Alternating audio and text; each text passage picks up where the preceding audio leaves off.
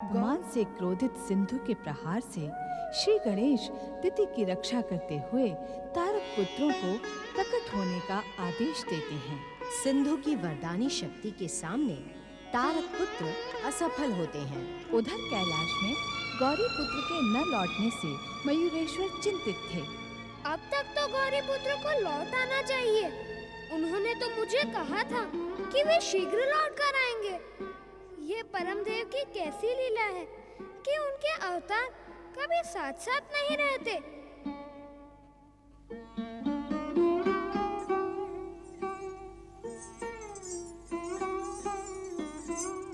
मयूरेश्वर श्री गणेश, क्या गौरीपुत्र श्री गणेश कैलाश लौट आए?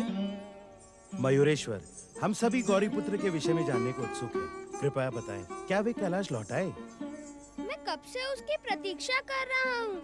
उसने तो मुझे वचन दिया था कि वह शीघ्र ही कैलाश लौट कर आएगा, परंतु अभी तक। माता पार्वती ने गौरीपुत्र श्री गणेश के लिए उनके प्रिय मोदक बनाए हैं। माता सोच रही थी कि श्री गणेश कैलाश लौट आए होंगे। आप तो जानते हैं मयूरेश्वर कि श्री गणेश को मोदक कितने प्रिय हैं। वे मोदक के अतिरिक्त कोई दूसरा अन्न नहीं खाते।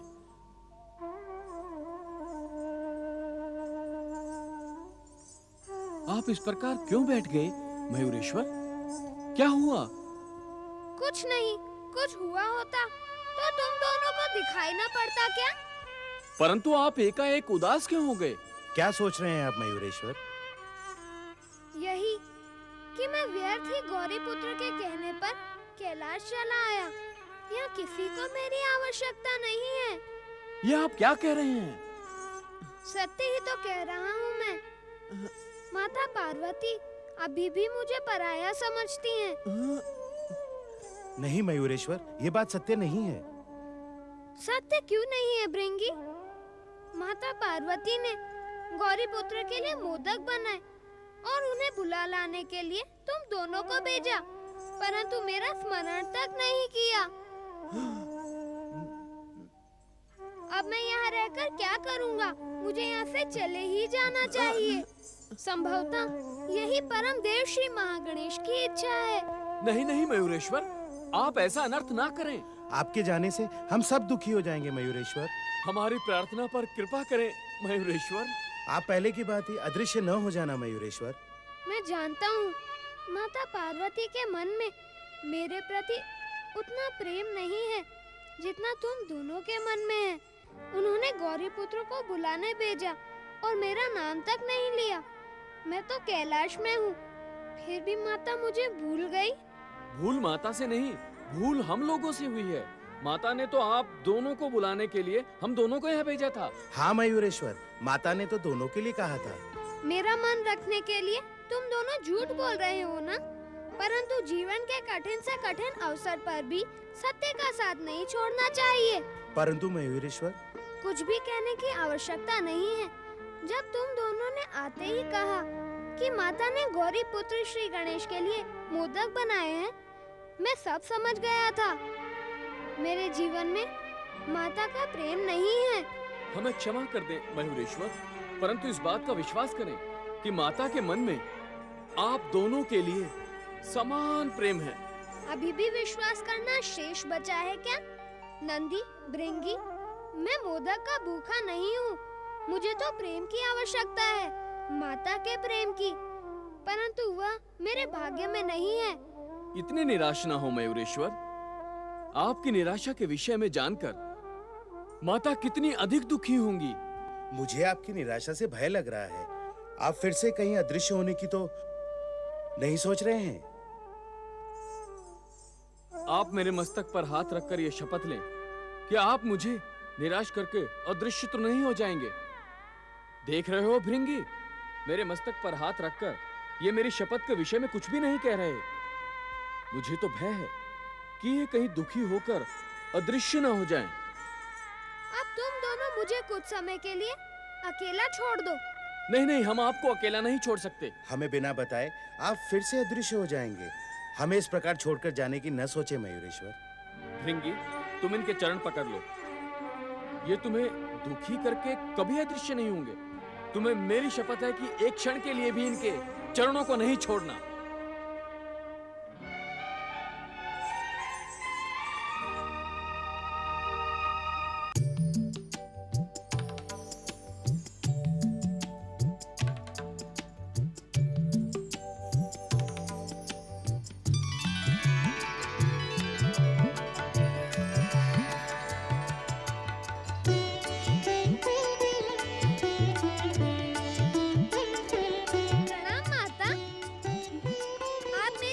प्रतीक्षा कर रही हैं? तुम आ गए पुत्र गणेश।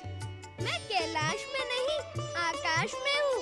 परंतु इस समय कैलाश में तो परम देव श्री महागणेश के अन्य अवतार मयूरेश्वर श्री गणेश विराजमान है। मुझसे विनोद न करो पुत्र गणेश, शीघ्र प्रकट हो जाओ। देखो, मैंने तुम्हारे लिए स्वादिष्ट मोदक बनाए हैं।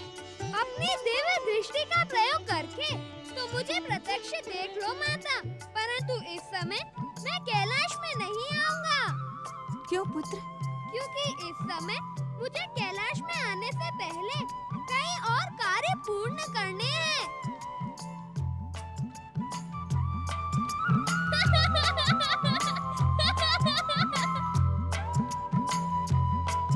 ऐसे कौन से कार्य संपन्न करने हैं तुमको, जिनके विषय में मैं नहीं जानती? आप तो मेरी ही नहीं, इस जगत की जननी है, जगदम्बा है। आपसे कुछ भी छुपा नहीं रह सकता। परंतु इस समय मुझे जो कार्य संपन्न करने हैं, उनके विषय में जानकर आपको कोई लाभ नहीं होगा। समय आने पर आपको सब कुछ पता चल जाएगा। अर्थात तुम यहाँ नहीं आओगे, अपनी माता को सताओगे, पहले की भांति उसे दुख और वियोग पहुँचाओगे। वियोग कैसा माता? मैं तो तुम्हारी दिव्य दृष्टि के समीप हूँ। कहीं भी जाकर मैं तुमसे दूर नहीं रह सकता। हाँ, परंतु मैं एक निवेदन करना चाहता हूँ कि अब मुझे मोदक खाने की आज्ञा न देना। तुम बहुत चतुर हो गए हो गजानन। मैं तुम्हें आज्ञा देने ही जा रही थी और तुमने मुझे आज्ञा देने से रोक दिया। आपकी आज्ञा मानना तो मेरा धर्म है, परंतु आप आज्ञा न दे, इसीलिए मैंने आपको रोक दिया। परंतु माता, परम देव श्री महागणेश के मयूरेश्वर अवतार भी तो तुम्हारे पुत्र हैं। तुमने मेरे लिए मोदक बनाए, परंतु मयूरेश्वर श्री गणेश का स्मरण तक नहीं किया। माता, मयूरेश्वर मुझे बहुत प्रिय हैं। तुम जानती हो, वे एक विशेष कार्य के लिए मेरे ही कहने पर कैलाश में प्रकट हो गए। माता, क्या मयूरेश्वर मेरे समान तुम्हारे स्नेह के अधिकारी नहीं है? कैसी बात करते हो पुत्र? माता के लिए अपने पुत्रों में भेद नहीं होता। परंतु मुझे बुलाने के कारण मयूरेश्वर को आघात पहुंचा है। वे बहुत दुखी है माता। आप उसे अपना शीतल प्रेम और स्नेह प्रदान करके उसके दुखों का अंत करो। मेरी प्रार्थना मानकर उसे यही मोदक प्रेम से खिलाओ। मयूरेश्वर के खाने से मेरी भूख भी मिट जाएगी। अब मुझे आज्ञा दे माता। माता, अनर्थ हो गया। मयूरेश्वर अब कैलाश पर एक क्षण भी रहना नहीं चाहते। गौरी पुत्र के बुलाने पर उन्हें बहुत दुख पहुंचा है। माता, हमने उनको अपनी शपथ देकर रोकने का बहुत प्रयास किया, परंतु वो नहीं रुके। मेरे कहने पर इस समय भृंगी उनके चरण पकड़े बैठा है। कहीं वो किसी को बताए बिना अदृश्य ना हो जाए। नंदी, ये थाल लो और शीघ्र मेरे साथ चलो। मैं अपने हाथों से मयूरेश्वर को मोदक खिलाऊंगी। पुत्र हुआ तो क्या हुआ, अपनी भूल के लिए मैं उससे क्षमा मांगूंगी। मेरे स्नेह की उपेक्षा करके वो कहीं नहीं जाएगा। चलो नंदी। क्या आप मेरे इस प्रकार चरण पकड़े रहने पर भी अदृश्य हो सकते हैं मयूरेश्वर? ऐसा ना करें। आपके अदृश्य होने पर हम सबको बहुत दुख होगा। मुझ पर विश्वास रखो भृंगी। माता पार्वती अथवा गौरी पुत्र श्री गणेश के आने तक मैं अदृश्य नहीं होऊंगा। अब मेरे चरण छोड़ दो। नहीं नहीं, मुझे चरण छोड़ने की आज्ञा न दें। शिव गणों के प्रमुख नंदी महाराज ने मुझे शपथ दी है और मुझे उनकी शपथ का आदर तो करना ही होगा।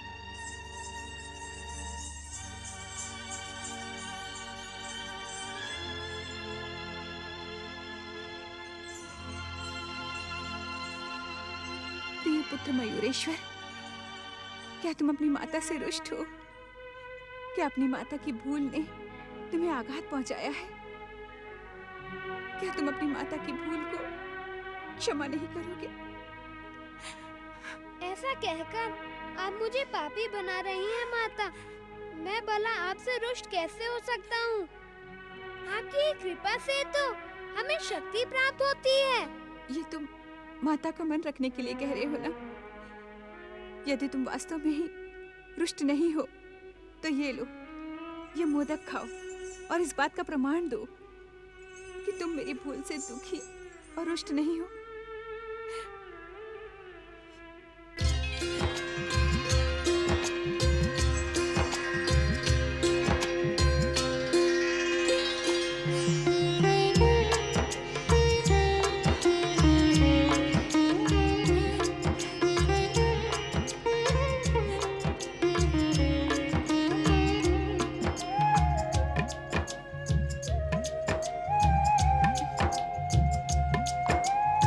माता पार्वती और मयूरेश्वर श्री गणेश की जय।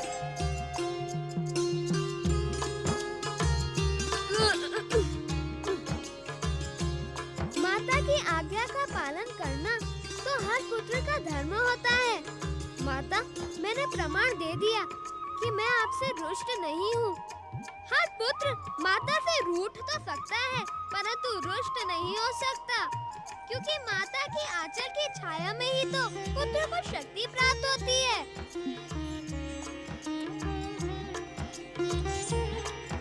पुत्र मयूरेश्वर, यदि मुझसे अनजाने में कोई भूल हो जाए तो मुझसे रुष्ट होकर पहले की भांति अदृश्य न हो जाना।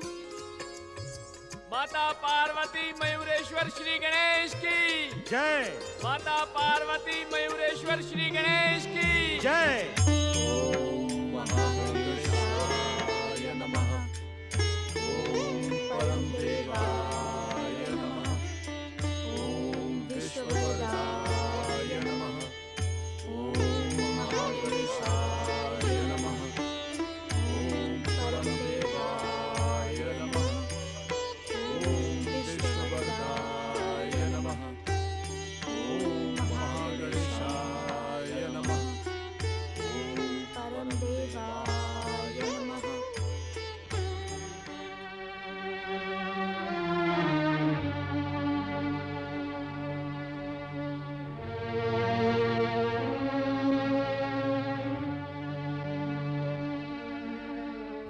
पुत्र इंद्र, आराधना करते समय यदि आराधक के मन में अपने आराध्य के प्रति कर्म और वचन का समर्पण नहीं होगा तो पुत्र उससे आराधना का लाभ नहीं मिलता है। परमदेव तो भाव के भूखे हैं। स्वयं को उनके चरणों में समर्पित करके तुम उनसे वो सब कुछ पा सकते हो जिसकी तुम कामना कर रहे हो। वो अपने भक्तों को कभी निराश नहीं करते। प्रणाम पिताश्री। प्रणाम माताश्री। भैया सूर्यदेव, आप ही के कारण मुझे यह भयानक कष्ट भुगतना पड़ रहा है। आपने भाई जैसा नहीं, शत्रु जैसा कार्य किया है। आप तो स्वयं देवता हैं, परंतु सिंधु दैत्य को वरदान देकर आपने देवत्व को कलंकित कर दिया है। शांत हो भैया इंद्र, शांत हो। परमदेव श्री महागणेश की आराधना अधूरी छोड़कर उठ खड़े होना उचित नहीं है। आपने पहले भी श्री महागणेश की आराधना अधूरी छोड़ी थी, जिसका परिणाम आप अब तक भुगत रहे हैं। आपकी मूर्खता का फल भुगतना तो इंद्र का दुर्भाग्य है। आपने सिंधु को अनजाने में अमृत कुंभ प्रदान करके उसे सदा सदा के लिए अमर कर दिया है। अब उससे स्वर्ग का सिंहासन कदापि नहीं मिल सकता। ऐसे में श्री महागणेश की आराधना करने से मुझे क्या मिलेगा? शांत हो जाओ पुत्र, शांत हो जा। आराधना करते समय आराधक को अपने आराध्य के प्रति भक्ति दिखानी चाहिए, उनकी भक्ति में लीन रहना चाहिए। क्रोध से मन भ्रमित हो जाता है पुत्र। परम दयालु परम देव श्री महागणेश असंभव को भी संभव बना देते हैं। ये संसार उनकी लीला मात्र है। उन पर पूर्ण विश्वास रखो पुत्र, वे अवश्य तुम्हारा कल्याण करेंगे। मेरा कल्याण है। मेरा कल्याण तो मेरे भाई ने कर दिया। संसार को प्रकाशित करने वाले मेरे भाई ने मेरे ही जीवन में अंधकार का विष खोल दिया।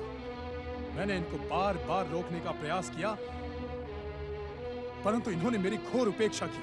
भैया इंद्र, मैंने तब भी कहा था और आज भी कहता हूँ कि भक्त को उसकी भक्ति का प्रतिफल प्रदान करना तो विधि का विधान है।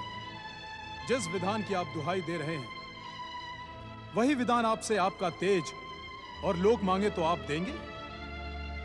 पुत्र इंद्र, बात को बात ही रहने दो। बात का पतंग और न बनाओ। इससे किसी को लाभ नहीं होगा। किसी को भी लाभ हो अथवा नहीं, किंतु मुझे जो हानि पहुंची है वो तो मैं ही जानता हूं पिताश्री। पुत्र सूर्य, तुम यहाँ किसी विशेष कार्य से आए हो? क्योंकि तुम्हारे यहाँ आने से तुम्हारे भाई को कोई लाभ नहीं हुआ, वो क्रोधित हो गया है। पुत्र सूर्य, इंद्र को जो कष्ट पहुंचा है उसके अंत का कोई उपाय बताओ। पुत्र सूर्य, क्या यह सत्य है कि तुम संजाने में प्राप्त अमृत पीकर सिंधु अब स्वर्ग का सिंहासन कभी नहीं छोड़ेगा? क्या तुम्हारा महान भाई इंद्र सदा सदा के लिए स्वर्ग सिंहासन से वंचित होकर इधर उधर भटकेगा? नहीं माता, नहीं। भैया इंद्र को उनका स्वर्ग सिंहासन अवश्य प्राप्त होगा। ये अटल सत्य है कि सिंधु दैत्य का वध परमदेव श्री महागणेश के अवतार मयूरेश्वर के हाथों होगा। परंतु भैया इंद्र ने बार बार परमदेव श्री महागणेश की आराधना को अधूरा छोड़कर सिंधु दैत्य की आयु को बढ़ा दिया है। आराधना अधूरी छोड़ने का परिणाम शुभ नहीं होता है पुत्र।